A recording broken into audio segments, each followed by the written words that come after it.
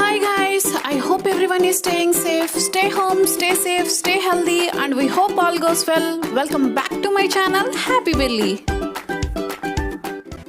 ఇవాళ మనం ఎంతో రుచికరంగా ఉండే పపాయా హల్వా మన ఇంట్లోనే సింపుల్గా ఎలా తయారు చేసుకోవాలో చూసేద్దామా? ఇంకెందుకండి ఆలస్యం, దీనికి కావాల్సిన పదార్థాలేంటో చూద్దాం. ముందుగానే తురుము పెట్టుకున్న బొప్పాయి తురుము 2 కప్పులు, పంచదార 1 కప్పు, పాలు ½ గ్లాస్, నెయ్యి 2 నుండి 3 టేబుల్ స్పూన్లు, జీడిపప్పులు కొన్ని, అండ్ ఫైనల్లీ యాలకుల పొడి కొంచెం. ఇప్పుడు తయారు చేసుకునే విధానం ఏంటో చూద్దాం. ముందుగా స్టవ్ వెలిగించి ఫ్లేమ్ని లోలో పెట్టుకోవాలి. ఇప్పుడు స్టవ్ మీద ఒక కడాయిని ఉంచి ఇందులో నేను 2 టేబుల్ స్పూన్స్ ఆఫ్ నెయ్యిని తీసుకున్నా. దీనిలో నేను ముందుగానే తురుము పెట్టుకున్న బొప్పాయి తురుముని 2 కప్పులని యాడ్ చేశా. ఇప్పుడు ఇక్కడ ఫ్లేమ్ని మీడియంలో ఉంచి రిమైనింగ్ ప్రాసెస్ని కంటిన్యూ చేయాలి. బొప్పాయి తురుములో ఉన్న పచ్చివాసన పోయే వరకు 5 నిమిషాల పాటు మీడియం ఫ్లేమ్లో బాగా వేగనివ్వాలి. 5 నిమిషాల తర్వాత దీనికి ½ గ్లాస్ ఆఫ్ మిల్క్ని యాడ్ చేయాలి. లేకపోతే మీరు ఏ కప్తో అయితే బొప్పాయి తురుము తీసుకున్నారో ఆ కప్తో 1 కప్ ఆఫ్ మిల్క్ని యాడ్ చేయండి.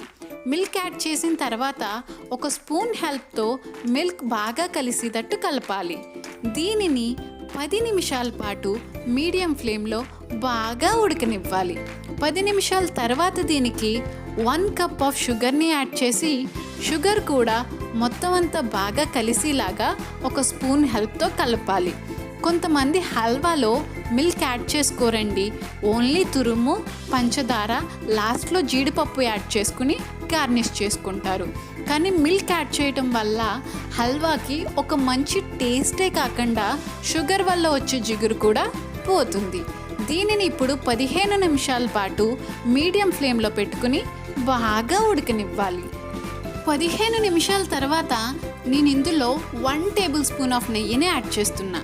నెయ్యి యాడ్ చేయటం వల్ల హల్వా టేస్ట్ అనేది డబల్ అవుతుంది. మీకు కావాలి అంటే ఇంకొక ½ టీ స్పూన్ ఆఫ్ నెయ్యిని కూడా యాడ్ చేసుకోవచ్చు. దీనిని 5 నిమిషాల పాటు మీడియం ఫ్లేమ్లో బాగా ఉడకనివ్వాలి.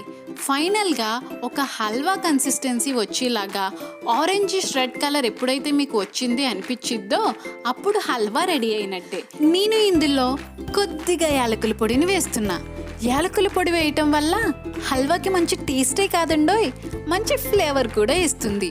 మీకు కానీ యాలకుల పొడి నచ్చకపోతే మీరు ఈ స్టెప్ని స్కిప్ చేయొచ్చు.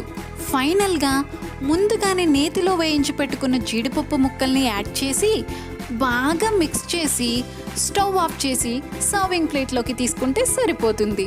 చూసారు కదండి, ఆరెంజిష్ రెడ్ కలర్లో మన పపాయా హల్వా ఎంత బాగా వచ్చిందో. మీరు కూడా తప్పనిసరిగా ట్రై చేసి ఎలా వచ్చిందో కామెంట్ సెక్షన్లో మెన్షన్ చేయండి. మీకు కానీ ఈ వీడియో నచ్చినట్టయితే లైక్ చేయండి. మా ఛానల్ని సబ్స్క్రైబ్ చేయడం మాత్రం మర్చిపోకండి.